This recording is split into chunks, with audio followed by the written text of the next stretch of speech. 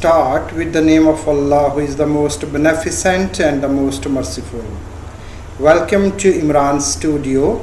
In today's video, we are going to cover the important short question and answer from Unit 6, The Echoing Green, written by William Blake.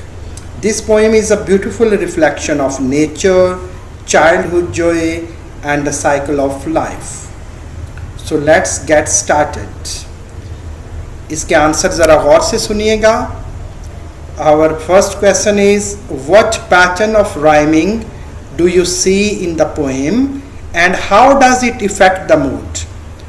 आप नज़म में काफिया बंदी का कौन सा अंदाज देखते हैं और ये नज़म के मिजाज पर कैसे असर अंदाज होता है? आंसर इसका सुनिए. The poem uses a rhyming couplet pattern like seen and green, which gives it a musical, joyful and peaceful feeling. ये नज़म सीन और ग्रीन जैसे काफिये के जोड़े इस्तेमाल किए गए हैं जो नज़म के खुशगवार, मौसीकाना और पुरअमन एहसास देते हैं.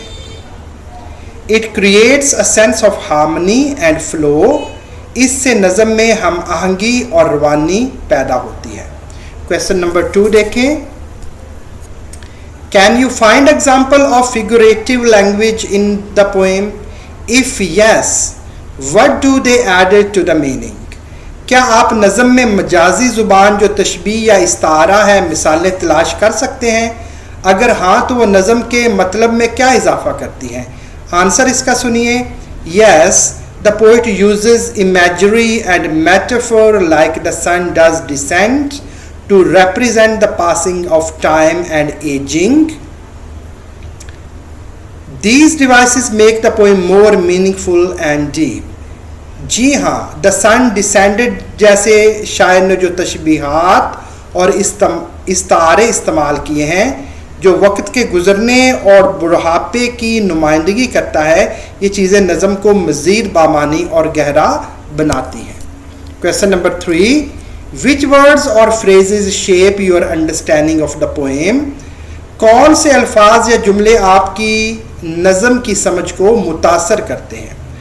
Words like cheerful, merry, weary and descend show both joys and natural aging of life. Question number 4. What can you infer about the relationship or messages in the poem from the way that characters and elements are described? नज़म में किरदारों या अनासर के बयान से आप किन ताल्लुकात या पैगामात का अंदाज़ा लगा सकते हैं? इसका आंसर देखें. The poem shows a strong connection between children and the old people.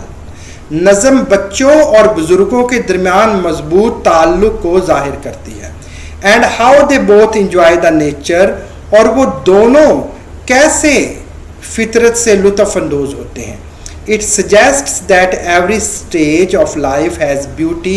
ये बताती है कि ज़िंदगी के हर दौर में खूबसूरती होती है, चाहे वो जवानी हो, बुढ़ापा हो या बचपन हो. What new ideas or fact did you learn and how do they relate to what you already know? आपने नज़म से कौन से नए ख्यालात या हक़ाइक़ सीखे और ये आपकी मौजूदा मालूमात के कैसे मुतल्लिक हैं? ये तो इसका आंसर देखें. I learned that nature and human life are deeply connected. मुझे ये नया ख्याल मिला है कि फितरत और इंसानी ज़िंदगी आपस में गहरे तल्लुक़ से जुड़े हुए हैं. The greenery and the sun represent happiness and the passage of time.